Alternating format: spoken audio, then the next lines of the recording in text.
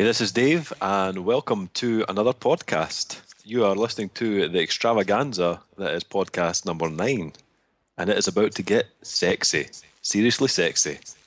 We've got an absolutely loaded podcast for you today. Lots of news on the movie front and the music side, and we've also got some reviews. We've got what's coming up on the website, some big announcements coming up. Also, joining me on this podcast, we have my usual co-host, the man with the sexy tones, about to give you an eargasm. It is Duncan. Oh, sexy tones. Yeah. Hi, Dave. Hi, Duncan. Thanks for joining us there. I'm not sure if that sounded sexy or if it sounded like I was clearing my throat. It was a wee bit creepy, I'm not going to lie. How you doing? I'm doing, well, I always say I'm doing fantastic, so I'm going to mix it up. I'm doing fabulous, Dave. Fabulous. That's right. I'm taking that word back from the gays. I hope I can say that. Are we allowed to say that? I don't know if you can or not, can you? Well, it's too late. It's recorded. It's too late. Yes. Well, it's good to have you here again, Duncan. We have, as always, we have a little guest reviewer coming on to each podcast, someone different every podcast, and we'll have none other this podcast than Mikey joining us. I'm Batman. Hello, Mikey. How you doing? Hello. How's it going? All the way up here for the Argyle Massive. Yeah, I didn't even know you had an internet, Mikey. Aye, we got it installed last week. We've got 2 giant hamsters running around a wheel outside and it gives power. It's amazing. Good to have you on the podcast, Mikey. I've been looking forward to it because everybody is having their wee shot, so I thought, I'll get my wee 15 minutes of fame. And it's podcast number 9, and 9's my favourite number. So well, there you go. Well, the thing is as well, Mikey's no stranger to the podcast, Dave. Mikey's featured on quite a few of our podcasts already, and there was speculation about his death. Twice, might I add. Twice. We'll be thanking Baz for that. Aye, I know. Twice, actually. I've been killed more times in podcasts than Deadpool. God. There's one of the first comic book references which will go right over me and Dave's heads. Yeah, no idea what you're talking about. Well, it's fine. And most things will go over your head anyway, because I'm sitting here with my Spider-Man Y fronts on and my Darth Vader helmet. Oh, God. God, that is sexy. Oh, yeah. You don't even know what Darth Vader looks like, Dave. Who is Darth Vader? I am your father. My father? You know my father. This has become some weird trip down some genealogy sort of... Is this a genealogy podcast? Yeah. I don't know. We're all still warming up here. Yeah. So how's everybody doing anyway? Everybody good? I'm tickety boo and a half, thanks, Dave. Aye. Good to hear. Yeah. How are you? How is Dave? No one's asked Dave yet. Oh, thanks for asking. I'm alright. Aye, I'm not too bad. Aye. It's always good to know how you are when you're rattling around rock and real mansions by yourself. How's the family? Is everybody okay? Everybody's doing good, thanks. Yeah, everyone's doing great. How's everybody feeling after the weekend? Well, maybe you should fill people into why we might be feeling not necessarily rough, but a bit run down after the weekend. Well, yes. The weekend, the Rock and Reel reviewers were attending the wedding of the year, the wedding of the Baz at the weekend. The Baz. The Baz. As in podcast number 5, Baz. Podcast number 5, yeah. Yes, our man Baz got married on Friday, a few days ago. This is Monday, by the way. You'll probably not hear the podcast on Monday, but just to let you know. And a few of us Rock and Reel reviewers were lucky enough to get an invite to his wedding. So it was a good night, very good night. I'm sure Baz will be happy to know that he's been named after a sort of old 80s film, Podcast number 5, oh no! I was about to say, when Baz said, I do, women throughout the world cried out in pain, knowing that they'll never get a shot at the Baz. This is true. As indeed a lot of men did as well. That is also true. That's Dave wept. I had to console him in the car. Yeah. I was a sorry state, actually, that night. It must be his short stature and his bald head, the kind of solar-powered love machine that he is. Solar-powered love. Not to forget, one of the Rock and Reel reviewers also had a birthday on the same day. True. Our man Grail. That's right, podcast number 6. Podcast number 6. Yeah, happy birthday, or belated birthday, Graham. Happy birthday, The wee Graham. man for London, drop G. Drop G. No, it has to be drop D. It's got to be drop D. Can't do 4-4. drop G. 4-4 All Pilot. right, then. Written in 1994. That's Yeah. it. That'll be all. Weekend. Yeah, cracking weekend. Other than that, what's everyone been watching, listening to in the last week? What have I been listening to? Well, as always, there's like just mountains of music coming in. I think the album that I've been listening to most over the last kind of week is the new. I don't know if you've heard of this band, a band called Gorguts. Not yet, no. No. We received their new album in from I think it's Season of Mist Records they're on. It's due out the end of August. I think it's the 30th of August for Europe. And I'm quite enjoying that. I've not listened to the whole album yet, but so far I'm fairly positive about it.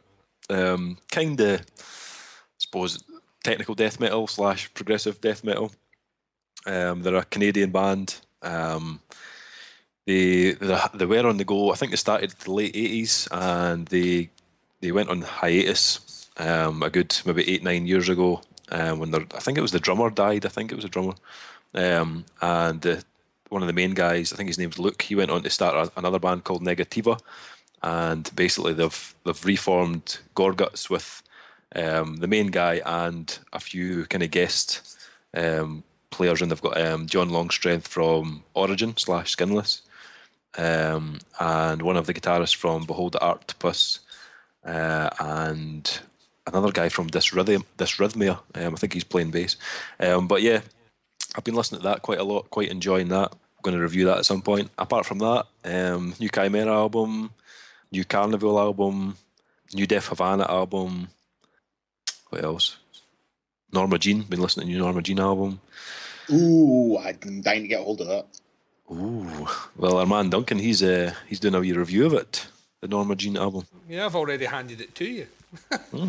Yeah, I listened to obviously the new Norma Jean album. I wrote a review for that. I wrote a review, and I'll be talking about it slightly later on for the massive stoner sludgy evil bastard that is Phantom Glue. I also did a review for the new Phil Anselmo solo album, the Phil Anselmo and the Illegals.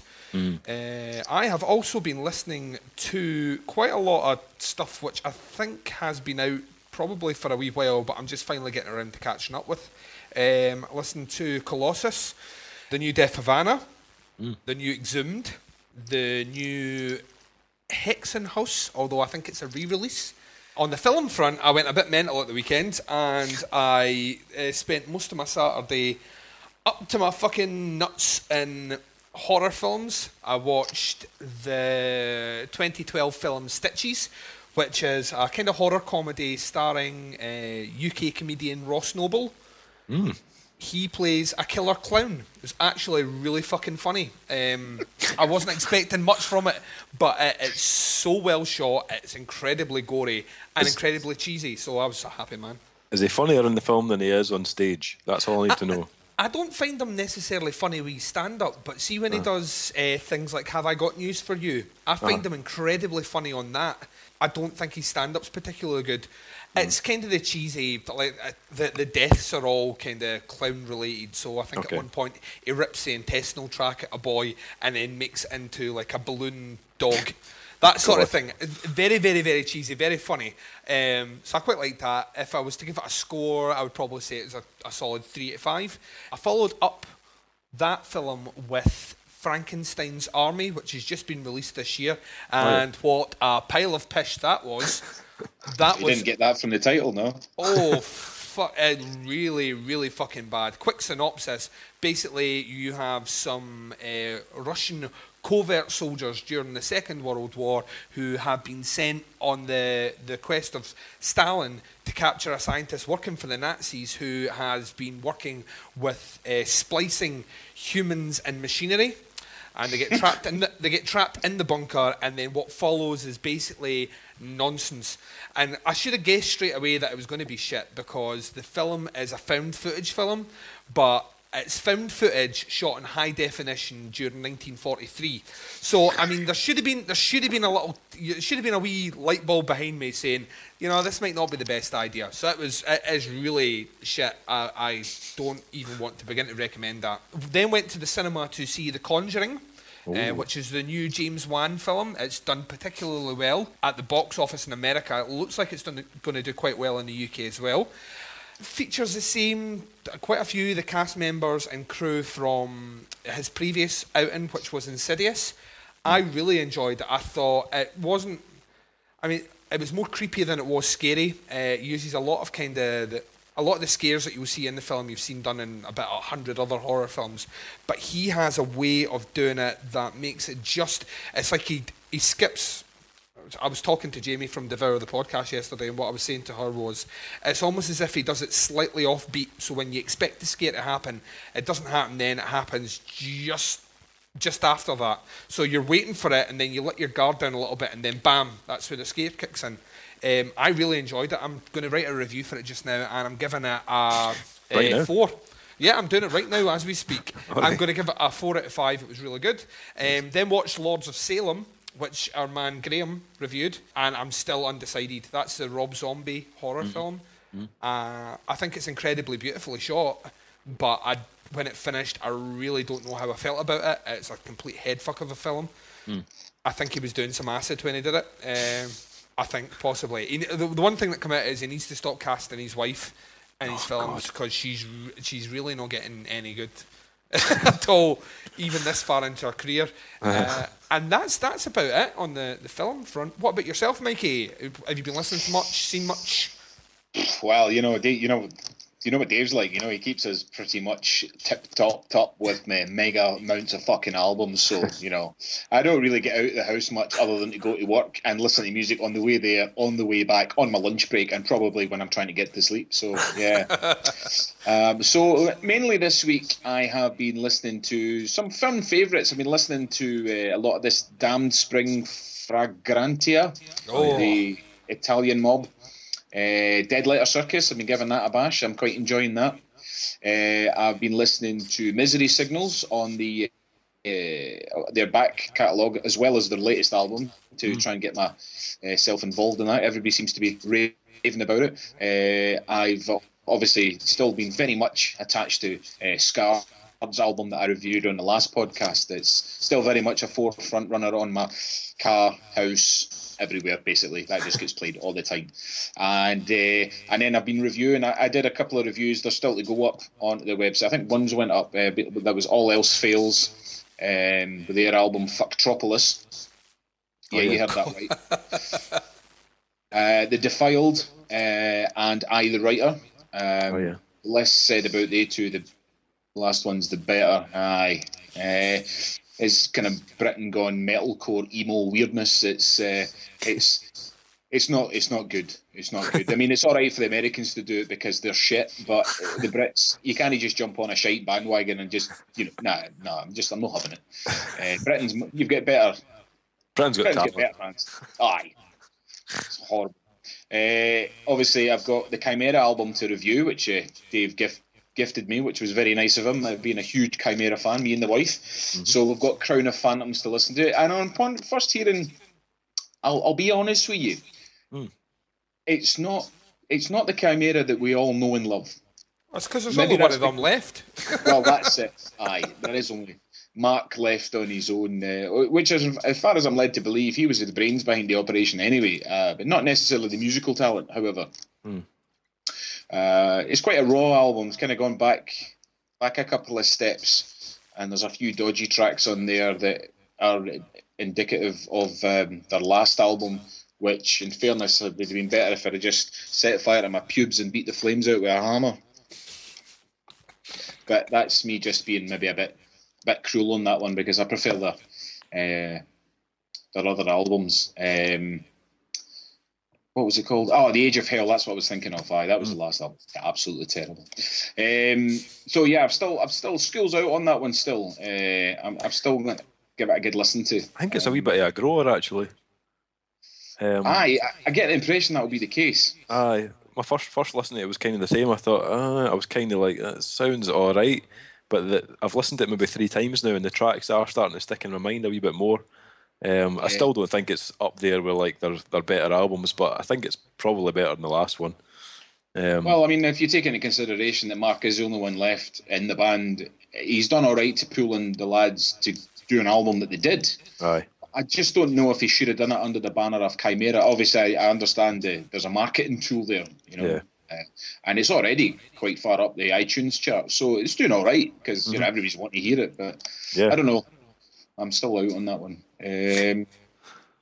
But in terms of music, I've got another. I've got an album I'm going to do. It's not necessarily one that I was given, but I have Ungrace. I think they're Scandinavian. Quite like their last album. Listening to that, still trying to get my head around it. And I've got one other Syncretism. I can't even fucking say it. There's far too many bands out there with weird fucking names. But just if they would, I just wish they would call the name something simple. You know, like Bob or something. They've got an album called Hyperdump, which is, in short, it's only 5 tracks. It's an EP. It's not very good, which is pretty much what my review will be. But I'll try and make that a little bit more, you know, intellectual, shall we say. I do, a wee bit. I will. But as far as music goes, that's about it for me. I've not really had a chance to... although today I managed to get a listen to the new Dream Theater track that they've released, which I was kind of looking forward to until I heard it, and then I wished I hadn't heard it. But the only thing that kind of took the pain away of listening to their new track was the fact that they had they put a picture of the band up online, which was hilarious. I don't know whose idea it was, but somebody's told Mike Mangini to grow his hair. And now he kind of looks like a cross between your favourite school dinner lady and Blackie Lawless from Wasp. I don't know what happened. If you see the photo, I did post it on the Rock and Reels Facebook page so you can listen to the track. But there's an odd picture, and it's almost like a retard version of Game of Thrones. I don't know. You need to see this picture and then listen to the song while you're looking at the picture. It's fucking hilarious.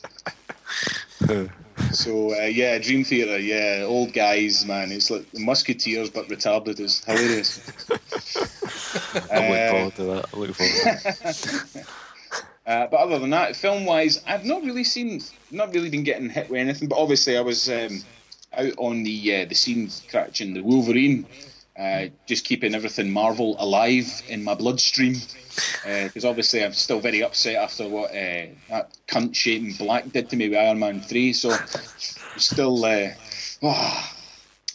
Man of Steel sorted a few things out there. But the Wolverine, went to see that at the weekend, and obviously I know Duncan and I will discuss it shortly, I dare say.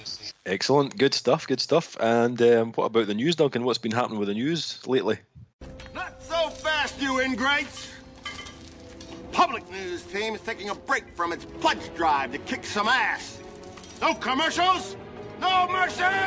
Yeah! There's been shitloads again, Dave. In fact, every time I do the news seems to multiply. It's almost like what happens when Mogwais and Gremlins fall into water. Oh.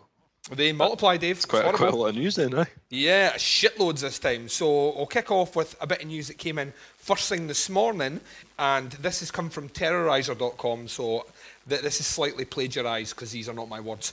And these are actually quite funny. It's not plagiarism if you admit it. All right. Groove Metal Titans Devil Driver, I don't know when they achieved Titan status, but there you go, have premiered their new video for The Appetite, a single taken from their forthcoming full-length Winter Kills. Winter Kills will be available in 4 configurations, including a deluxe digibox with CD including 2 bonus tracks, Shudder and Back Down to the Grave, and a live DVD featuring 45 minutes of live raw Devil Driver power. No studio overdubs, just the band at their live best, including fan favourites like Clouds Over California and The Wretched, a standard CD version, digital version, and for the first time in Devil Driver history, a 2 LP gatefold edition including 2 bonus tracks and a digital download. Wow. I'm willing to go on record right now before this album lands in Rock and Reel Mansions and say it'll be shite. Well, have you heard the track, Mikey? Yes. Yeah, I didn't particularly like it, and when I listened to it, I thought, when was it that Devil Driver stopped being heavy? Is that a trick question?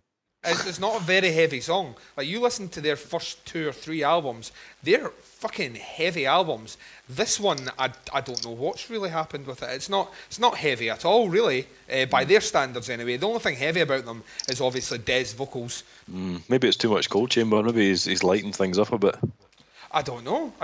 It just seems really weird. If you get a chance to listen to it, or our listeners get a chance to listen to it, if you can let us know what you think of it, because I wasn't the biggest Devil Driver fan, but this song isn't really going to sway that opinion of mine at all. No, I was never a fan either. No, I liked a couple of their albums. The whole Swinging the Dead nonsense, but other than that, bleh.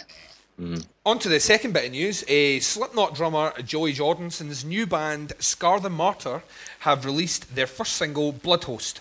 It will feature on the band's debut self-titled album, which will be out on the 1st of October through Roadrunner Records. Bloodhost made its premiere on Revolver, and Joey Jordison said it's very coincidental that Bloodhost is our first track and video because it was the first song I wrote for this project when it was nothing but a mere idea at best. Songs, of course, followed and moulded into the overall feel, concept, and now a full-length album.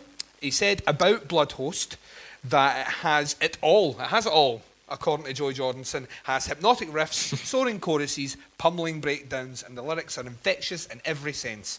He continued, "We are very proud of the track, and it pretty much lets you know where we're coming from musically and what we're all about live." So, what did you think? I know that I sent the link round last night. It was described to me as being a very industrial sounding album. It's what he said he was going for. It was a wee bit stock for me. I wasn't really that impressed. Even with his drumming, I usually like his drumming, but it was very straightforward down the line. I'm not too sure. It's straightforward and down the line and 7 minutes long. You know what I mean? Yeah. I mean, I know he does his like Murder Dolls thing, and it's not overly complex drumming and stuff, but I don't know. I think it needed something else. It was a wee bit boring, I thought. I'm willing to go on the record here and say that this song is shite. I never liked the Murder Dolls, and the structure of this it was boring, lethargic, uninteresting. There was nothing about it that really wanted me to do anything other than smash my own face in. I was going to say, the guy, the vocalist, he wasn't he's not a bad vocalist. I don't know who he is, but it was about the only thing that I kind of thought was even a wee bit interesting. Yeah, the band's made up of, I think the keyboard player has worked in Nine Inch Nails in the past. I can't remember. I mean, all the other guys, apart from the vocalist, have come from established bands. The vocalist, I think, is an unknown in terms of, I don't think he's not been signed or anything prior. But yeah, I was expecting something a bit more. But I don't know why, because a lot of these Slipknot side projects, most of them fail anyway, so... Yeah. Well, it's surprising because, like you say, there is a stock there. I mean, their keyboardist, he was Nine Inch Nails, but their guitarist, Jed Simon, he played with Strapping Young Lad, for Christ's sake. That's right. And Chris Norris, he played with Darkest Hour. I mean, they're not the greatest band in the world either, but they've got a few good tracks, and it's not as if he's afraid of things. They have been a part of good songs, so I don't know why they all got together and thought, here, listen, lads, you know what? You're in Slipknot, you used to be in Strapping Young Lad, you're in Nine Inch Nails. Why don't we just write a really shite album? Would be amazing. Yeah. I don't know. Once again, I don't know if that's necessarily them writing as a band or how much of this has actually been written by Joey Jordison and this band are just performing it live. I don't know. There's something about it when you've got the calibre of musicians that are involved in that project, you would expect the music to be, just like you said, something a bit more interesting, which makes me think, because obviously in the Murder Dolls, Joey Jordison played guitar, he didn't play drums. Yeah. So I'm listening to those guitar riffs and I'm finding them fairly stock. And then I'm wondering to myself, maybe it's because Joey Jordison's written the guitar riffs, he's done the drum parts as well. So that wouldn't surprise me. it's down to a leader. It's down to a person that keeps the group together. I mean, Joey Jordison, more famous for being the drummer in Slipknot, and Slipknot, regardless of what people think, they do write awesome riffs and some tunes. Now, and strapping young lad, Devin Townsend, the man is hailed a god in certain parts of the world, and then obviously 9 Inch Nails, your man Trent Reznor, so there's three. Main they're the three people that kind of keep those bands together. So these other guys, well, they're talented. I don't think they've really got the ability, I think, to write songs on the levels of the bands that they're a part of. That's just my opinion, of course. Yeah. Up next, more news in terms of new music. Trivium have officially announced the release date for their new album, Vengeance Falls. Due for release on October 15, also by Roadrunner Records. So that's Devil Driver. Is that Devil Driver? No, they're not on Roadrunner. They're on. No, Napalm. they're on Napalm. That's right. So there'll be Joey Johnson's new band and the Trivium album both in October. So there you go. Their new album was produced by Disturbed frontman and also Device, as if anyone cares who Device are, David Draiman. Vocalist guitarist Matt Heafy talks about the band's 6th album, saying Vengeance Falls is a culmination of everything we've gone through, the representation of struggle endured from within and experience from the world. Every failure and every success has led us to this moment. Vengeance Falls is this moment in time. I was completely underwhelmed by this as well. I thought it's a... You sound surprised, Duncan. Well, the thing is, though, I actually didn't mind In Waves, the last album. I thought it was decent. I didn't think it was great. I thought it was decent. I just don't know. This one just sounds... And he's a good guitarist. He's a fucking really good guitarist. I don't understand. I don't understand. I hate this band. I'm with Dave on this. Yeah, fuck Trivium. What the fuck? I mean, when I read your email yesterday saying, here's your homework, lads, and I thought, all right, here we go, let's have a reading. You probably put together a list of the most hated things I could possibly listen to in any one night. You're just going to put me in a complete and utter fucking rager. And then when I got to Trivium, I was like, I'll happily go out in the rampage and slaughter all the fucking sheep out in that field with the most blunt instrument I could find. What the fuck was that song even about? And I nearly killed myself laughing because there was a lad on the SoundCloud page that said one of the few respectable modern metal bands. Like, what fucking planet are you from, you weirdo? That song sounded like something Metallica should have written, and it's still shite. I don't know if any of you guys were keeping up with the clusterfuck of information that was System of a Down this week. I mean, what the fuck was going on with that? For those that don't know, the drummer John, however you pronounce his surname, Domain, promised LA crowd after they played a massive System of a Down set that the band would return, and they wouldn't just be returning live, but they would also return with a new album. And pretty much as soon as he said that, everyone went fucking mental. I don't know why, because really System of a Down haven't put out anything of interest in about 10 years plus. And so everything looked like it was going to go that way.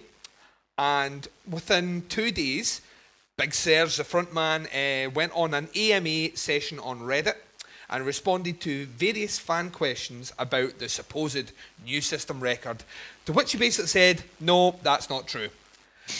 So, a quick scan of press online will show that we have not agreed on a timetable for another record due to its time commitments.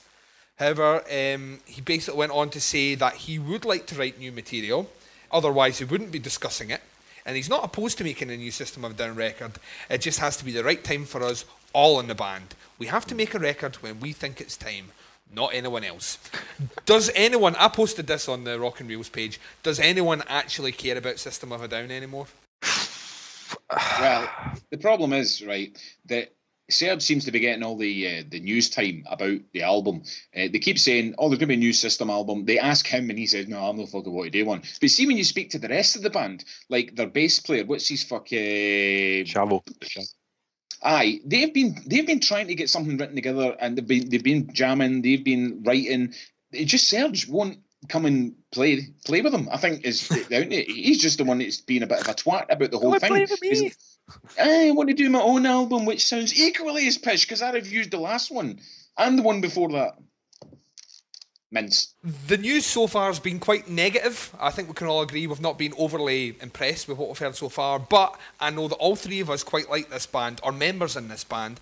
There are new details about the brand new Alter Bridge release, Fortress, which started to come out. They've announced some details about the new album, Fortress, which is also due in, wait for it, October.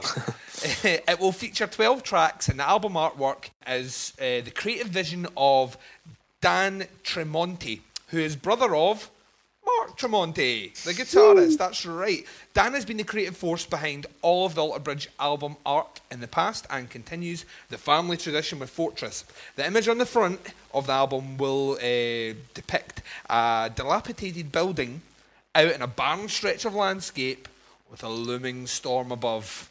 Ooh. There you go. And news which is likely probably not to do anything for us, but it's fucking huge news, so I need to say it. Nirvana's final studio album, In Utero, will celebrate its 20th birthday on the 13th of September. Oh, for the love of fuck. And on its 20th anniversary, there will be a special multi-formal reissue release on September 24th. The 20th anniversary edition of In Utero will include more than 70 remastered, remixed, rare, unreleased and live recordings on mediums such as a 3 CD, 1 DVD Super Deluxe edition, a standard digital CD remaster of the original album. The reissue will also offer a complete live performance of Nirvana's entire Live and Loud show from Seattle's Pier 48 on December 13th, 1993. Any of us picking that up? No? No, the only thing that could make that any more fucking horrific for me is if there was a 2-hour documentary about the death of Princess Diana and that. Fuck Nirvana. I don't know what you'll think about this. Hell Yeah, the supergroup, have announced that whilst they're even on the road just now performing, they're already thinking about the next album number 4. What they have come out and said is they will not be recording it for the first time in Dallas at Vinnie Paul's studio. They are going to work with Kevin Churko, who produced Ozzy and Five Finger Death Punch and In This Moment. So they're going to be working with him in Vegas. Oh my God. So I actually didn't mind their last album, Band of Brothers. The 3 bands he worked with that are fucking disturbing there. Oh my God. And the last bit of news, and this is the last bit of music news, may I stress, and this is fucking exciting. I don't care who you are. Grow a pair of nuts and like this band. Emperor have announced that they're going to be reuniting. That's right. Fucking Emperor. Yes. The news started when Wacken Festival posted on their website, small surprise in the morning, today's Ishan meet and greet will be transformed into a real Emperor meet and greet. He was joined by, right, let's see, I got the name of this guy earlier on. And I've lost it. So, oh no, there we go. Samoth joined them for this meet and greet, and they answered some questions, and then more information came out saying that they are going to reform to headline the Wacken Festival in 2014. They went on to state further that it will not be their only show, and they will be doing a reunion tour, which, we don't know if that means an album or not. What do we think of that? I'm quite excited about that. Mikey? I couldn't give a flying fuck. Not an Emperor fan, no? No, and it doesn't make it any cooler that Samoth was sentenced to 16 months in prison for burning churches and stabbing people, and fuck off, not interested.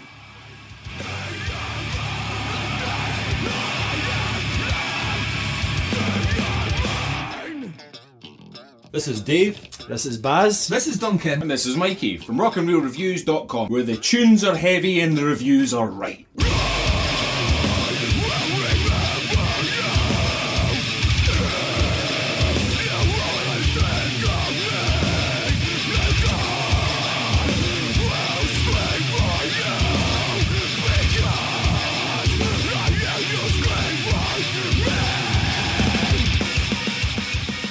And now we move on to movie news, and there's quite a lot of movie news here, but we're going to fire right into the first one here. James O'Barr, creator of The Crow, has been chatting about the reboot remake. O'Barr admits that he was persuaded to jump on board by the film's Spanish director, F. Javier, however you pronounce that surname, making his English language debut following 2008's acclaimed Before the Fall. He went on to say it was his idea to go right back to the source material and essentially shoot it shot for shot as in the book, but with a little more backstory for some of the characters. So he then went on to talk about the announcement that Luke Evans, is he not the dude from Avengers, Mikey? Luke Evans? No, you're thinking of Chris Evans. Chris Evans, right. Luke Evans was in Fast and the Furious 6. What else was he in? The Immortals. Right, I know who you're on about. I was trying to think of other films that he's been in. He was in The Hobbit, The Raven, Immortals, Three Musketeers, the last one he played Aramis, that stupid one. Clash of Titans, he played Apollo in that. Alright. He's done some really shite films. He's currently filming Count Dracula as well as a new Dracula. I'd heard that, yeah. Oh no, fuck that guy. There's a TV miniseries as well coming out that he's doing. It's he's playing Bruce Reynolds in The Great Train Robbery. So fuck him. Yeah. Get him to fuck. Right. The thing is, James O'Barr, that's fucking huge as far as I'm concerned. I know Marvel and everything's my thing, but The Crow, that's a sanctity amongst many. Oh yeah, definitely. And I'm very keen to see. I'm not keen to see at all, actually, but I'm a bit worried about how it'll all pan out. We never know these things. Did anyone see, I don't know, I think it might have been Mikey or Dave, possibly, that posted on the Facebook site, did anyone see the new trailer for Machete Kills? Oh, hell yes, I posted that. Oh, shit. yeah. What do we think about that? Oh, fucking yes. It looks It's so amazing. fucking ridiculous, it has to be good. Oh yeah, definitely. That was the next bit of news. Basically, you can jump over and check that. It's on our Facebook page, or jump onto YouTube, check it out there. And news which just make me want to fucking bang my head off a brick wall. The team behind, wait for it, the In-Betweeners movie have confirmed that there will be a sequel, which will be released in the UK in the summer of 2014. Fuck off. Bunch of fucking... no. Right, I sent this trailer round you both for our next bit of news. The Curse of Chucky has released a new Red Band trailer. The film sees Chucky mysteriously turn up in a package delivered to the home of a young woman named Nika, whose little niece Julie latches on to the doll as her plaything. However, it isn't long before people start dying in increasingly gruesome fashion, as Nika begins to suspect who might be at the bottom of it. Brad Dourif will return as the voice of Chucky, and The Curse of Chucky will arrive in the UK on DVD and Blu-ray on the 21st of October 2013. What did we think? Dude, man, you're going to have to stop letting Duncan be in charge of shit that we have to look at, man. I watched that trailer now. As a fan of the original, the first one, Child's Play, that is just horror cinematic genius, right? But this, what the fuck? I'm not even getting any words left. I can't say anything. I totally disagree. I think it looks fucking amazing. Oh, what? No way. Oh, yeah, that's gone right back. That was a dark fucking trailer. You take it all the comedy from the last 2 or 3 Child's Play films. This one looks dark. I'm down. They've took the comedy out of that one. I couldn't stop laughing all the way through that. Really, Seed of Chucky and Bride of Chucky are abominations. What is left to cover really with Chucky the doll? Like seriously, what avenue could possibly go down here that's going to reinvent the wheel? They're not. It's going to be the same pish. But get the fuck, Chucky. You could say that about you could say that about anything, Dave. Really, what is there left to cover? Shite is what it looks. It's the sixth one. They've done 6 movies. This is the sixth Come one. on. Here's to another 6 more.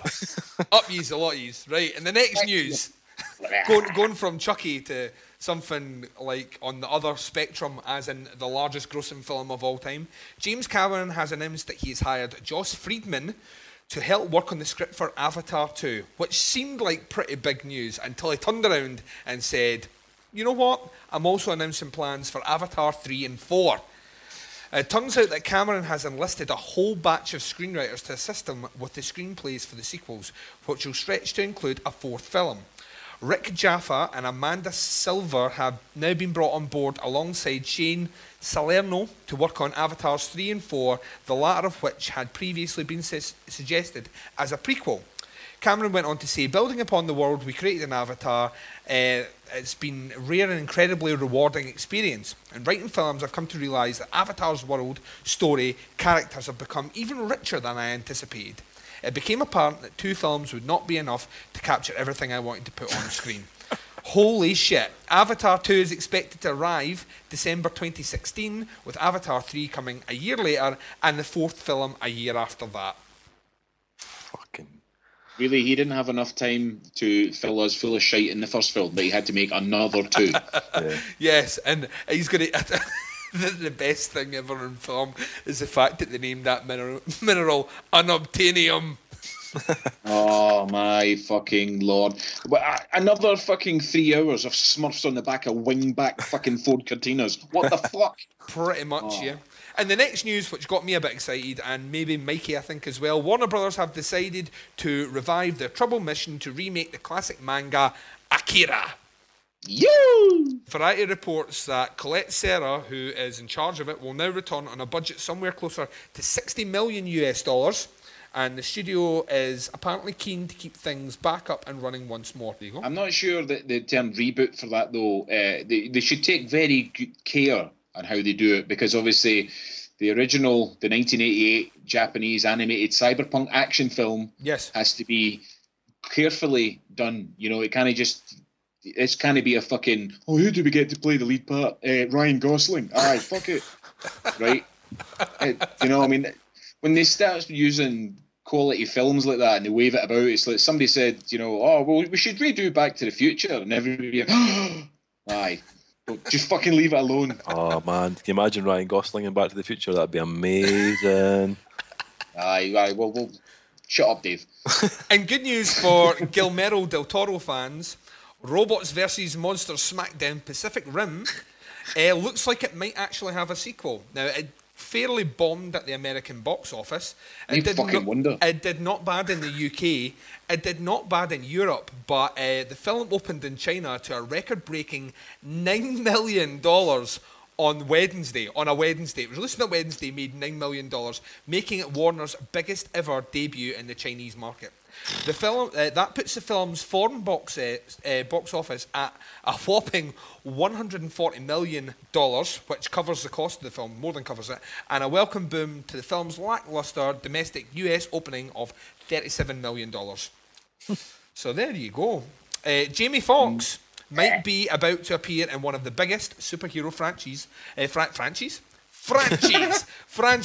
with the Amazing Spider-Man 2, but it seems that, you know, he's got eyes for some more comic books and is once again promoting himself for the lead in the remake of Spawn.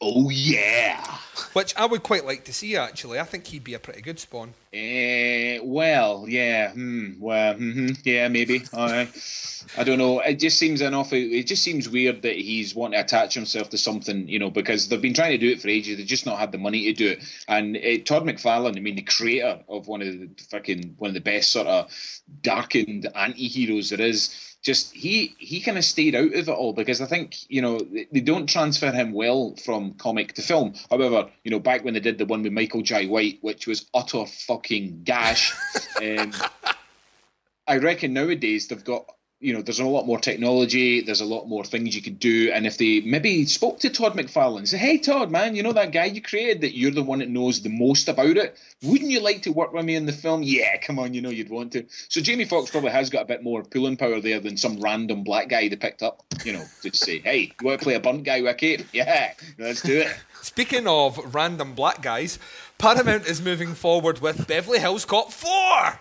Nice link. Boom! Yeah, with Deadline reporting that the studio has secured Eddie Murphy to star in the 4th outing. Well, it really would have to be in it, or there would be no fucking point. Yeah. Well, yeah. I mean, it was only because the pilot episode bombed, because they were supposed to do the TV show, and they were like, "That's really good," but the second one's really shite. So I'll tell you what, why don't we just forget this and make a movie out of it? Yep.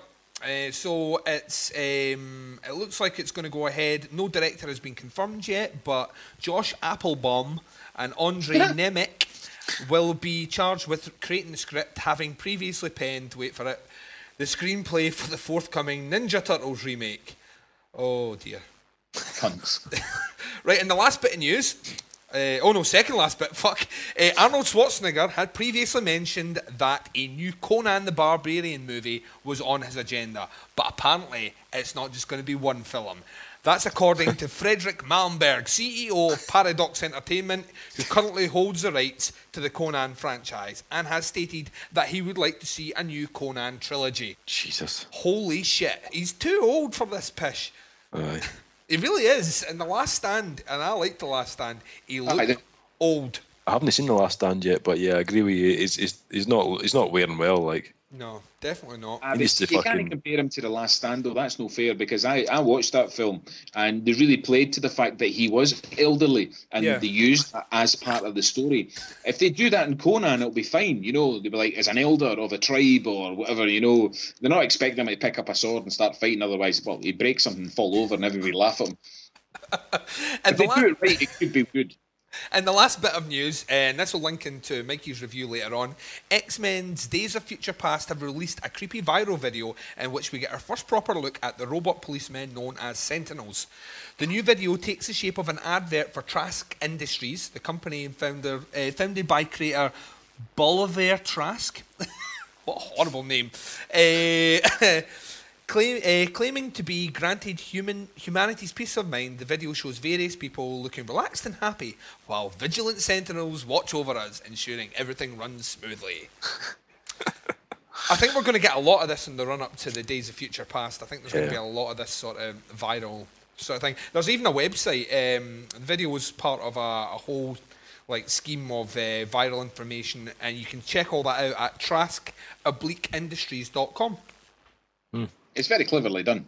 Yes, well, I think that's the way forward. They did it with Prometheus as well, where they had viral videos and advertisements coming out for the Waning Corp well before. And they've done the same with RoboCop, but we'll not talk about that for fear of bile coming up the back of the throat. But that's your news, fuckers. Boy, that escalated quickly. I mean, that really got out of hand fast. It jumped up a notch. It did, didn't it? So let's swiftly move on to the next segment of Podcast 9, which is reviews. What have we been reviewing of late? Dave, what have you been reviewing of late? I will start us off, and I will we'll talk about the new album from Five Finger Death Punch. Ooh. Or FFDP. That's pish. Or 5FDP. Oh, fuck that shit, Dave. You know what I mean? They go under so many different monikers, but yeah, Five Finger Death Punch, they had a new album just released at the end of July, 29th of July. It was called The Wrong Side of Heaven and the Righteous Side of Hell, Volume 1. Volume 1? Yeah. Oh, fuck. Which leads me to believe there may be more coming, but, you know, this was, I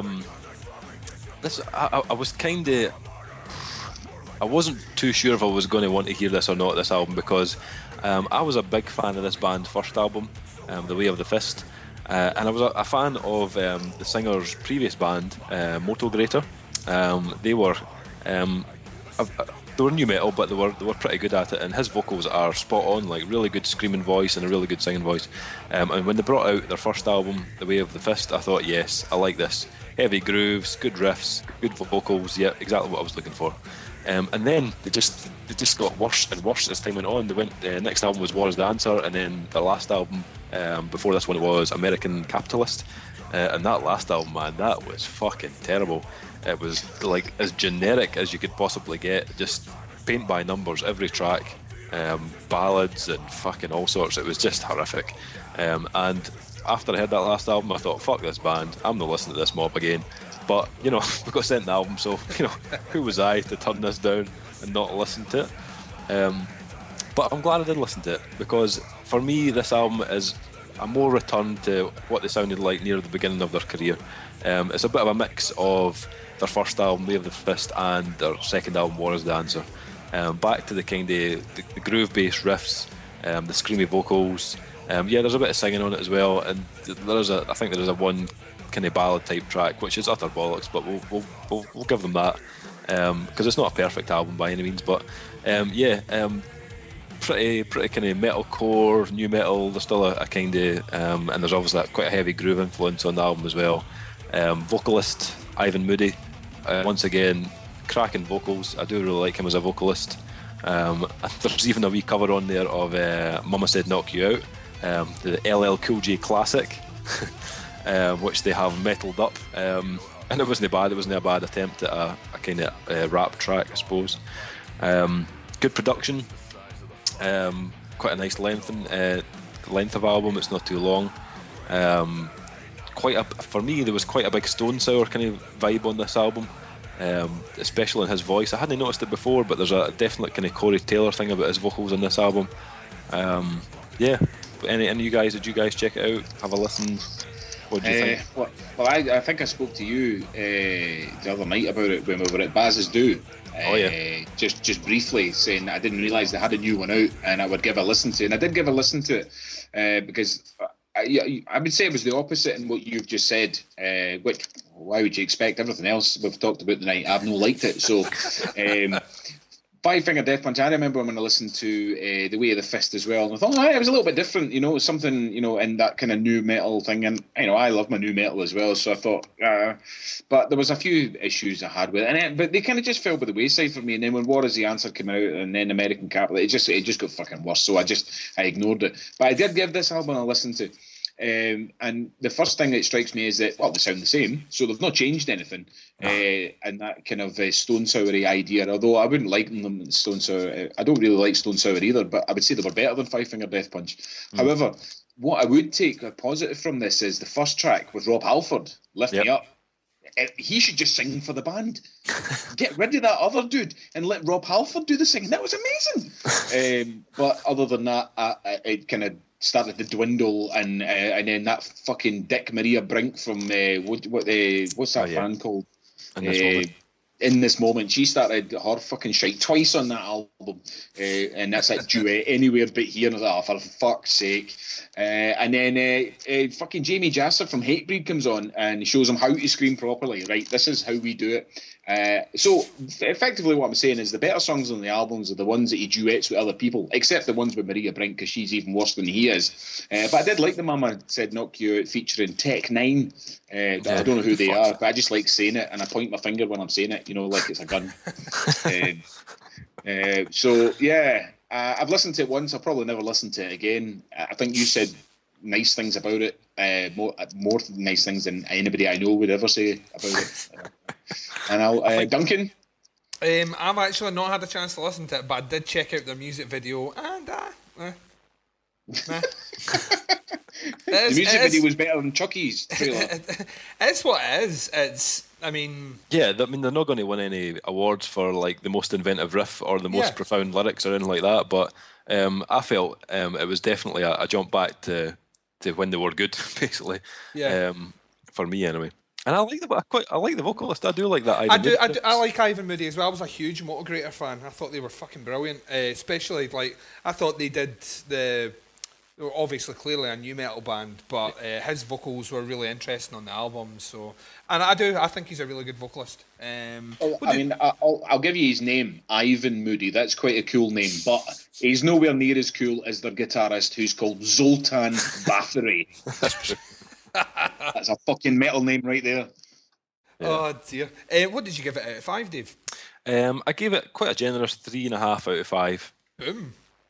Yeah. So if you're a fan of the band, if you do like Five Finger Death Punch or FFDP or 5FDP, then definitely check this out, because I think you will like it. If you're a fan of any of their albums, then give this a listen. Or even if you're into bands like Motogrator, Stone Sour, Killswitch Engage, Hell Yeah, that type of vibe, give it a wee spin. You might like it. You never know. Or films of parody porn of Five Finger Death Punch is equally entertaining. Would you like to know a little fact about Five Finger Death Punch? If it's where their name come from, I already know it. Well, that wasn't actually the fact I was about to give you. Fuck you, Duncan. But the name is taken from the ultimate kung fu finishing move mentioned in the movie Kill Bill 2. That's correct. But the other fact I was going to give you was Ivan Moody, the vocalist of Five Finger Death Punch, FFDP, 5FDP, starred in The Devil's Carnival as the Hobo Clown. Oh, have you seen that film? I haven't seen it, no. Right, I'll not say any more. But there you go, there's a little Five Finger Death Punch fact for you. I think there's a few, if memory serves, there was a few people from from kind of metal musicians and stuff like that starred in that film, because it's essentially, if I'm thinking about the right film, it's essentially like a rock opera. Right. It's like a musical. It's not very good. Okay. If it's the same one I'm thinking about, it's not very good. The Devil's Carnival. I don't know. I haven't seen it. Definitely not seen Check it. it out, Dave. Check it out. Anyway, yes. So, Duncan, what have you been reviewing of lately? This is quite funny, actually, because I had done quite a lot of nothing, really. And I was trying to catch up with albums, and I'd said to you, what do you want me to review? Give me some albums that, you know, we've got deadlines for, preferably ones that I will like. And you gave me the Phil Anselmo one, which I thought was excellent. You gave me the Norma Jean album, which I also thought was excellent. Not being a big fan of that band, I think that new album's stunning. And you told me to check out the comically named Phantom Glue, which when you told me to check that out, I'll be honest with you, part of me sniggered a little bit like a child. I was like, and I kind of put off listening to them. On the last podcast, I think you remember me saying that the jury was still out in it, because the first time I listened to it, I thought, this is a 5-star album, this is fucking stunning. But I thought, you know, I don't just be impulsive here and give out 5 stars, give it a proper listen to, and to be honest with you, it's remained about the 5-star level. It ultimately didn't get 5 stars, but I'll go into why that is. Let's give you some information on Phantom Glue and their new album, A War of Light Cones. It was released on the 16th of July through Black Market Activities, which is a record label which has been created by, I'm going to get this guy's name wrong, Guy Kozłowiec from the Red Chord. And that should have been like a warning flare straight away, because the Red Chord are pretty fucking awesome, and Phantom Glue are pretty fucking awesome. They are kind of sludgy meets kind of hardcore stuff, all the things that Mikey hates, essentially. Put on one album here. It's 7 tracks long. It's about half an hour. It's fucking really, really, really good. The riffs are big, sludgy, heavy fucking bastards. The production on it's raw as fuck. The drums and bass is so tight, and his vocals are just gravelly as fuck. I think that man gargles with fucking arsenic. That's what I think, because that's what it sounds like. His vocals are so heavy. There's a lot going on it. There's influences definitely from bands like I Hate God. I likened them a bit to Neurosis, who I'm also a big fan of. And there's even elements of Mastodon, kind of early Mastodon, and kind of Julius and some of the guitar parts. It's short, it gets right to the point, it gets in, gets out, and I absolutely love it. I gave it 4.5 out of 5. It didn't get 5 because when I was talking to you about it earlier on in the week, basically said I wanted to give it a 5, but they're not really pushing that genre in any direction. They're just really good at it, and that maybe to me is what hinders them from getting a 5. Nice. Mikey, did you have a listen? Did you hear it? No, I did not. On the basis that I investigated the album and band before I listened to it, and then pretty much read everything that Duncan said and thought, fuck that. I did have a listen to it, and I really enjoyed it as well. And I kind of thought, when you asked for some albums to review, I thought, this has got to go to Duncan. It's just got him written all over it. Definitely, as you say, there's a bit of a Mastodon vibe, and Neurosis, I Hate God as well, yeah. If you're into that kind of sludgy, hardcore, stonery kind of vibe, then I would definitely check this one out. Some cracking riffs on it, and there's a dirty production on it as well, which I love. Really, really dirty. I said in my review that the music feels like it's bashing you repeatedly in the face with grooves and sludge and hardcore and a cement mixer and the kitchen sink and fucking everything. It is just fucking, oh. Yep. Yes. Yes. So yeah, Phantom Glue, A War of Light Cones, out now on Black Market Activities. Yeah, so that's the albums that we've been, or a couple of them we've been reviewing. That, as I said, I haven't said, but they're on the website, rockandrollreviews.com. So go on, have a look, have a read. There's also a YouTube or SoundCloud clip attached to the reviews with one of their tracks you can check out. On the movie front, our man Mikey McManus has been reviewing the Wolverine. I've been trying to find you for over a year. It's an honor to meet the Wolverine. That's not who I am anymore.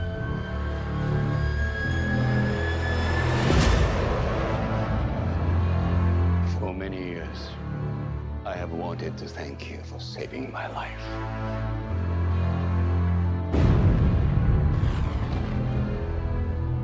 But I didn't send for you only to thank you, Logan. I wanted to repay you. A gift to equal the life you gave me. You have struggled long enough. I can end your eternity. Make you mortal.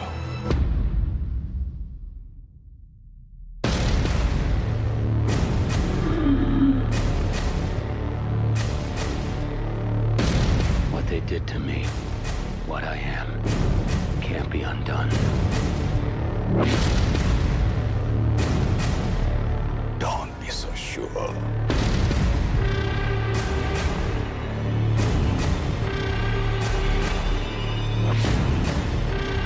Not healing.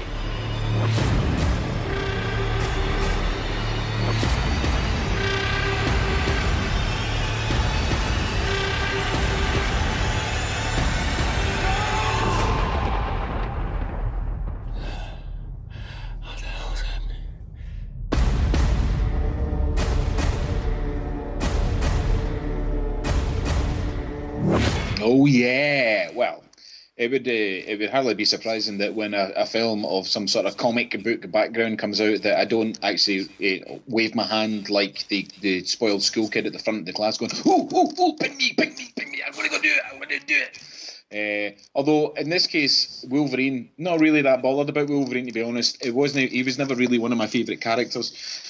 I do enjoy him as part of the ensemble cast within the X-Men because, like, the X-Men are the X-Men because they're, there's various different personalities and personas there. But obviously, the Wolverine has issues. Not personally, well, he does personally. He's actually quite a troubled background. But the film itself has had many a setback since they released X-Men. Basically, everybody's not a lot of people liked X-Men, some people did. It was not too bad, I quite enjoyed it. And then you had X-Men 2 and then X-Men 3. And then they decided to do the origins of Wolverine. And that upset everybody. Even people who didn't know who Wolverine was, they watched it and thought, what the fuck was all that about? And then, obviously, when they rebooted the X-Men franchise with the First Class, X-Men First Class, they thought, right, we're going to do this. We're going to try this again and try and sort of slot it in. So I went to see it only because I was interested to see what would happen. I didn't care less before I went to see it because I knew it wouldn't impact on me that much because I wasn't really as excited to see it as per se some other films I went to see for the last couple of years. But I was interested to see more, I guess, how they were going to do this one. Because I don't really know a lot about Wolverine, I did dust off my big Marvel book and have a wee read just to find out more about the man they refer to as the Wolverine. And the man does have quite the troubled past, and it was going to be interesting to see how they do it in the film. The short version is that he's summoned to Japan by an old acquaintance, and he becomes embroiled in a conflict that forces him to confront his own demons. Now, I will say that in order to review this, I haven't done the written review for this yet. I'm going to do it tomorrow, hopefully, so we can get it up on the website pretty quick. There's two ways to look at this one. One is I do this with all my reviews, as you'll read, but especially when it comes to comics. There's two ways to look at this one. One, somebody who could not give a flying fuck about comics, the characters, and their history. Of which case, this film's actually quite entertaining. It's good. It's got a good backdrop. The Japanese setting's amazing. Some of the fight scenes are pretty spectacular. Some of the effects are pretty decent. Hugh Jackman's plenty of eye candy there for the women. There's some hot Japanese women, eye candy for the lads. There's some good stuff going on in there. And generally overall, out of 10, I would have gave it 6 or 7 in terms of watchability and popcorn for the eyes. Duncan, would you agree in that level? I remember going to see the absolute dog shit to the face that was Wolverine Origins. That is a fucking horrible film, by the way. Oh, just a really bad one. And kind of part of me felt like, you know, I'm not really interested in X-Men anymore. I thought that first X-Men film was good. I thought the second one was really good. I thought the third one was woeful. I thought that, obviously, like I just said, Wolverine Origins wasn't all that great either. So the only reason I was going to see this film was because I knew you were going to see it and you were going to come on the podcast. So I went in with fairly low expectations and thoroughly enjoyed myself. Hugh Jackman, well, he is Wolverine. No one else will be Wolverine now. That he is that part, and he does it very well. He almost wasn't Wolverine, actually. Yeah, I know, but to me, he's Wolverine. You know what I mean? See, if they put anyone else in there now, they'll compare them to Hugh Jackman constantly. Oh, it's supposed to be Russell Crowe. Oh, that would have been bad. And I thought it was Dougray Scott, was it no? Oh, that's even worse. He was on the list, but it was Russell Crowe was initially. He'd actually confirmed for the part, and then they decided to swap. To be honest, he really is good in the part.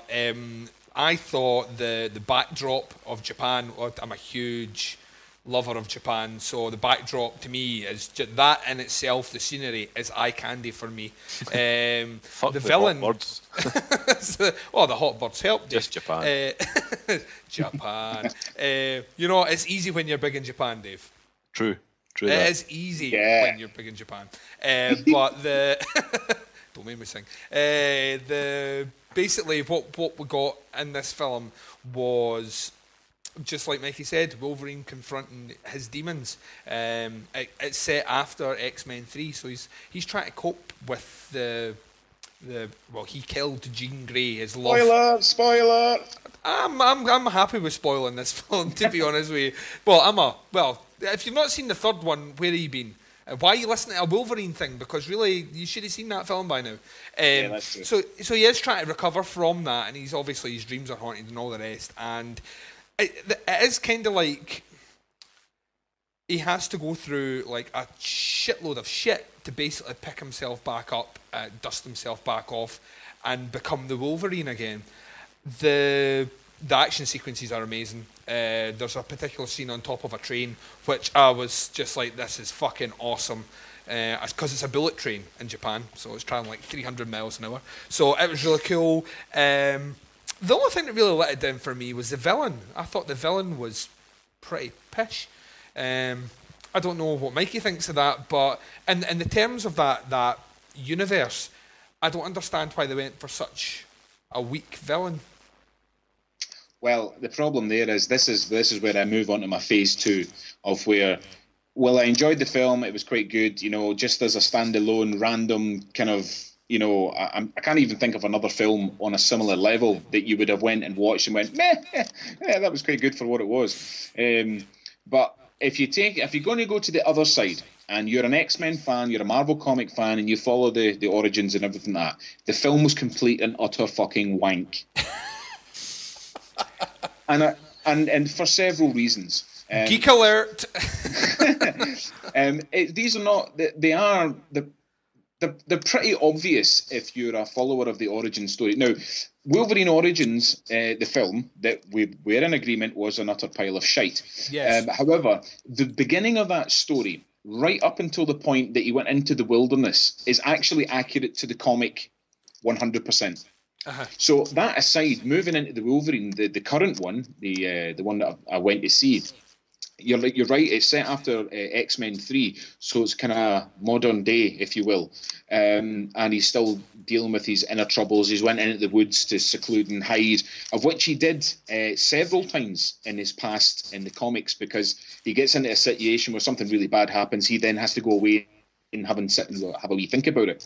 However, the problem with this film is that they don't validate any of the story. They don't tell you why these things are happening. They don't tell you why he's here or why he's there. Suddenly this Japanese girl appears out of nowhere and says, oh, you've got to come from Japan, the boy's dying, you know. And obviously to let you know, spoiler alert, the film starts at the end of World War II with the bombing of Nagasaki, the atomic bomb that goes off there. Now, that is relevant to the comics because he was actually there on one of the comic arcs. He was actually in Nagasaki, although he does stay there for longer and falls in love with a woman and moves to Hiroshima, ironically. The story arc continues on. He ends up getting that woman pregnant. She has a son called Duncan, and he grows up to try and kill his dad. That's another completely different story altogether. But anyway, that was his reason for going back to Japan, though. His reason for going back to Japan in the film is really flimsy and just, it's. Did you see that ending coming a mile off like I did? Well, yeah. It was very, very predictable. I don't know, man. I can feel the rage actually coming up through me now. But the characters are correct, though. So Wolverine goes back to Japan. There's a character, Mariko, who's the granddaughter of the sort of main protagonist, the owner of the company and everything like that, of the Yashida clan, which is what the story is all kind of centered around. And then there's Yukio, who's a young girl who effectively becomes his bodyguard. That's what she tells him that she is. She's the girl that goes to America to bring him back over to Japan so she can speak to the grandfather of the clan, Yashida, because he's the man he saved back in World War II, and he's been obsessing about Wolverine, his ability to regenerate, his adamantium claws, and all this kind of stuff. And and this is the whole kind of the premise behind it. But there's no continuity there, and the reason I'm saying that I think it was a bit weak was we all know that Future Days, the new X-Men film's coming out soon, and they needed a filler between the last X-Men film and the new one. And I think what they've tried to do is they've tried to bridge a little gap here when they didn't need to. Because when you look at the film, up until the last, I know, Duncan, you told me to stay around to the end, and in the Marvel tradition, you get a little Easter egg. You do, yeah. Up until that point, that whole film was pointless. There was no need for anybody to know about that particular backstory of Wolverine, or why he had to go to Japan, why he met that woman, and why anything in that film happened. You didn't need to know any of that. And then when you get to the last 5 minutes, you're kind of like, oh, that's the bit for the new film, yay! And you're kind of like, well, that was the bit I was waiting for. I just had to sit through 2 hours of fucking, well, I don't know, Japan, yeah. And bullet trains and there fighting. are worse things in the world than sitting through 2 hours of Japan. There's just no point to it whatsoever. And I feel that they've kind of what they've done is they've just rubbished Wolverine a little bit. They want to do something with the character, they just haven't managed to do anything great with the character. But what I am hoping they've done, though, is that if you take into consideration everything that happened in X-Men, the first one, X-Men 2 and 3, and Origins, and it always seems to be about, oh, poor Wolverine, oh, Logan, oh, you don't know what happened, your memory, and oh, shit. Well, hopefully they've finished with that now, and they're like, right, now you're Wolverine, you're hard as fuck, go and kill people, that's what you do. Go and beat up the bad guys, because that's what we all want to see you do. So, right, you said that you would give it, as a standalone film, you would give it 6 out of 10. Obviously, we don't do out of 10 on the website. We do out of 5. So, as a standalone film, what would you give it out of 5? And as within the mythos of the character, what would you give it? Well, see, it's quite hard, but try. Well, when I think about what I gave Iron Man, because I gave Iron Man 3 out of 5, I would have to give Wolverine 4. I think. As a standalone, if it's just just as a standalone film, taking everything else out of consideration, just watching the film, 3.5. That's what I give. 3.5 out of 5. I couldn't go in. All right. Well, there you go. Thank you, Mickey. Yeah, thanks for that, Mikey. For that brief review of Wolverine. You knew it was going to... There's a reason Mikey wasn't invited to do an album as well. Really? There's an album? This is a subject in which he is very knowledgeable. So... Yes, I will give you that, Mikey. Yes, you are. I know, but there's just never enough time. There's never enough time. Well, so, Davy Boy, Grandmaster Dave. Yes, Duncan. Wearing your big swinging clock around your neck. Uh-huh. Can you tell us what time it is? What time is it? Yeah, I think it's time for you to tell us what's coming up on the website. Well, before we get there, Duncan. Oh, God. A couple of things I just wanted to mention. or one or two things. Do we have announcements? We'll have a couple of announcements. Yes. Oh my God. We ran a campaign on Facebook, or so a kind of campaign, for our Facebook viewers to help come up with a tagline for Rock and Roll Reviews. And and there was a lot of good suggestions actually. Thanks very much for leaving comments on that.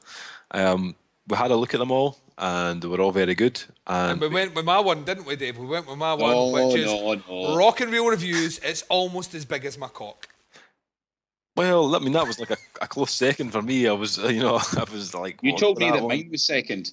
Rock and Roll Reviews. If you're no watching, listening, or reading our reviews, you're getting fucked in the head. It's a bit long, to be honest. A wee bit wordy. Well,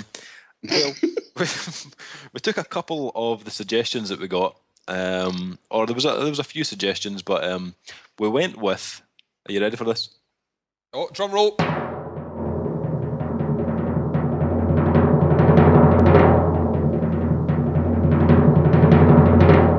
Went with whether it's massive riffs or the big screen, we keep it real. Oh, I saw. My nipples just got erect. Yep. I'm a little bit emotional. It's also it's not the only thing that got erect. Oh. Yeah, my. Basically, we have a bit of a promotion going to be happening this month in August. A company that we're basically going to be doing some, we're in cahoots with for a wee while. There's a promotions company. They're based in Glasgow, and they run a big portion of the gigs in Glasgow. And basically, they print off all these kind of laminate flyers, and they basically hand them out the free. I've seen them at the front of gigs handing out these flyers to everybody. So they're basically their next run is going to go from August to October. And basically on their flyers, they advertise all their gigs, but in the middle, they put a company or a business or a website or whatever, and they give it a bit of promotion. So Rock and Roll Reviews is going to be on these flyers. That's fucking huge. And, that is fucking huge. And what we needed was a little tagline to go in there with, obviously, the website address. So that's what's going to be on. It's going to be on these flyers that you'll see. So if you're in Glasgow at gigs, someone hands you a flyer, mind check it out, because we're probably going to be on it. Woo! Those logos are quite tasty and all. The logos were pretty tasty. I had to go external for them, Mikey. Some guy, I can't remember his name, but yeah, he's I'm just kidding. Mikey did the logos. Oh, shucks. They're pretty flash. Yeah, so Mikey's logos with your tagline on the flyers. Check that shit out. Rock and Roll Reviews. Yeah. Oh, yeah. In other news, myself and Duncan are going to be attending a little jig on Wednesday night this week. Yeah, that's totally not how the end of that sentence I thought was going to go in my head there. Oh, really? What did you think I was going to say? I thought the periods were coming out there on air. All right. Oh, no, that's a future podcast. That's still that's podcast 12. Podcast 12. Remember that. Yeah, basically, the Men Zingers, a popular Ordcore band, Baz, just for you, my man. Ogre Core. They're coming to Edinburgh, or they're doing a little UK tour, but they're playing Edinburgh on Wednesday. So myself and the Dunk Man are heading to Edinburgh, heading to Bannerman's, and we're going to be attending that sold out show. Sold out, yeah. Yeah, completely sold out, and we're going to be interviewing the band before the gig, and hopefully get some photos and stuff as well. So you've got to watch out for that. That's coming to the website soon. We'll probably stick it into a podcast somewhere as well, actually. Yeah, I'm really looking forward to that. Me and Baz saw them last year, and they were fantastic live. Really good live band. Mm. Yeah, so we're going to be getting that. Hopefully do a video interview, so we'll get it up on YouTube and stuff as well. That should be pretty cool. So watch out for that. What else is happening? Oh, other stuff. We've obviously got loads of reviews and stuff coming up on the website. We've got Jesus, where do I even start? On the music front, we've got The Charm, The Fury. We had that. I just got that in from a man, Kyle, today. So that's going to be going up pretty soon. We've got some that came in from Mikey, I the Writer, is going to be going up, and I put up the one of yours today, the Defiled, that went up today. Oh, yeah. We've got Dunk, he's done the new one for Phil Anselmo and the Illegals. Their new album will be going up. We've got the new Norma Jean album is going to be going up as well this week. Wrongdoers. It comes out in the States this week and then UK in September. We've got the new Deadlock album. I reviewed that. It's going up this week. The new Perversion album. We've got that in from Kyle. That'll be going up soon. What else did we get? We've also got the new one from Lingua Mortis Orchestra. I think that's how you pronounce it. Don't quote me on that. That's in from our man Owen. It's a little release on Nuclear Blast. It'll be going up shortly soon. And also some movie reviews. Had a couple in just over the last couple of days. One from Lee. That one about the World's End. The World's End, is that what it's called? Oh, yeah. Got that going up soon. And we've also got a wee review of Only God Forgives going up as well soon. And also finish off my review for The Impossible as well. That'll be going up soon as well. So all that coming to you in the next week or so. Yeah, you'll also get Mikey's. Yeah, you'll get Mikey's Wolverine and my Conjuring review as well. Excellent. And I'm probably going to review Frankenstein's Army, which might mean I might have to watch it again, which is painful. Mm. Well, on the basis of we're talking about Arnold Schwarzenegger earlier, I watched Last Stand. I was actually going to put a review up for that. I might still do that. I think you should. Because it's out on DVD now. So yeah, that'd be cool. After that, we've obviously got more podcasts happening. We've got our next podcast in another couple of weeks, and we'll have our man Kyle guesting on that one. All the way over in Norway. Yeah, checking in from Norway. And also, I'm hoping this is going to happen, but we're hoping to get a little interview with none other than Lisa from Basic Records. I'm looking forward to that because I've said before, possibly not on the podcast, but if it wasn't for Lisa, this site might not have headed off in the direction that it has. Yep. She set us up with a lot of contacts right at the start, and we're forever thankful for that. Yep. So we're hoping. Keep sending the Haribo. Yeah, we love the Haribo. We're hopefully going to be talking to her soon. I'm going to be speaking to her about all things Basic Records, releases and etc. And it'll be included in hopefully our next podcast. We'll get that inserted into our podcast with Kyle. We'll get a little section with myself, Dunk, and Lisa as well, having a little chat. So that should be pretty cool. Yeah, that's pretty much it. Loads of shit happening. Yeah. Awesome. Yeah, just as we're kind of going out here, generally we get to plug a few things at the end of the podcast, Dave. You know what we're like? We like to plug things. Mikey has a Twitter, and you can follow him on... What's your Twitter feed, Mikey? I can't remember. Oh my God.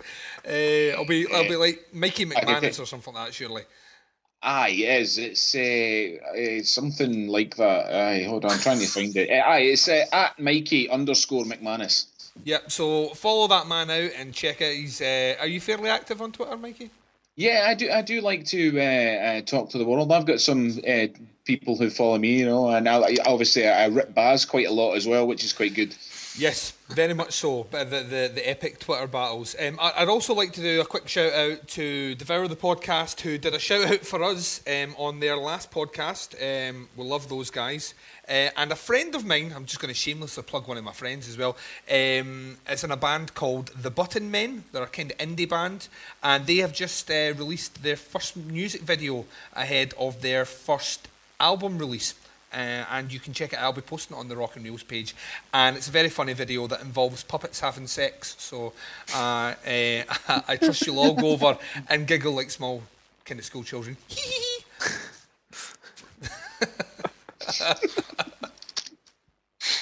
That's all my plugging done. Excellent. I'm all plugged it. Yeah, so check out the website, rockandreviews.com, check out the Facebook, check out the Twitter, check out the YouTube, check it all out. Check out the Facebook, because the Rock and Reels Facebook, I feel I've been posting up quite a lot of information each day to help everybody along and get themselves through. Fun facts and spotlight albums. And actually, even if you do have any suggestion for spotlight albums, it's always good to throw those up as well. Yeah, for sure. I was thinking before we go as well, it might be worthwhile saying that we are looking to expand and get possibly another couple of movie reviewers in. Yeah. And if someone was interested in doing that for the site, where should they go, Dave? Well, we posted it on the Facebook the end of last week, so we've had a few replies for that. But keep sending them in because we're looking for the best possible reviewer for the site.